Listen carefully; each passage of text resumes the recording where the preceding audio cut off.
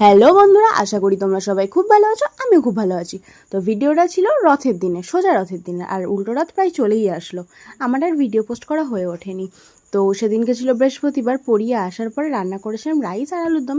তারপরে বৃহস্পতিবার ছিল যেহেতু, তো পুজোটা আমিই দিয়েছিলাম, আর পুজোটা দিতে একটু টাইমও লেগেছিলো।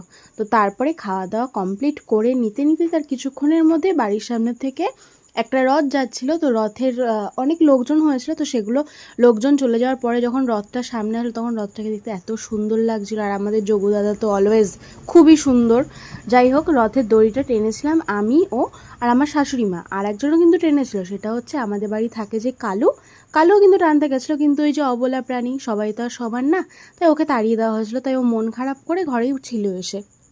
তারপরে সন্ধ্যেবেলা রেডি হয়ে নিয়েছিলাম। রেডি হয়ে কোথায় যাব? যাবো তো মেলায়, রথের মেলা, আর না গেলে হয় নাকি।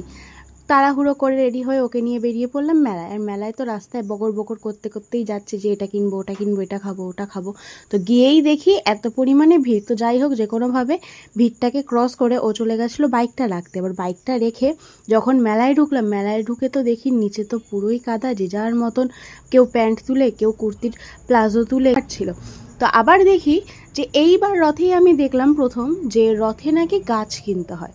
জিনিসটা কে কে জানো যে কী কারণ, কেন গাছ কিনতে হয় আমাকে একটু বলো, আমি জানি না। তো আমিও একটা গাছ কিনে নিয়েছিলাম, আর এই পাশে ছিল বাচ্চাদের রাইডসগুলো, 3টে রাইড ছিল। তো তারপরে আমি গাছ কিনে নিয়েছিলাম, আর গাছটা কিনেছিলাম গেরুয়া জবা। গাছটা কিন্তু খুব সুন্দর ছিল, রিজনেবল প্রাইসে।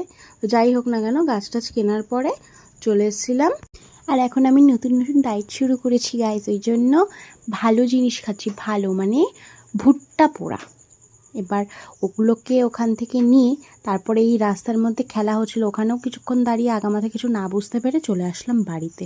আর বাড়িতে এসে ফ্রেশ হয়ে খাওয়া দাওয়া কমপ্লিট করে ঘুমিয়ে পড়লাম। টাটা।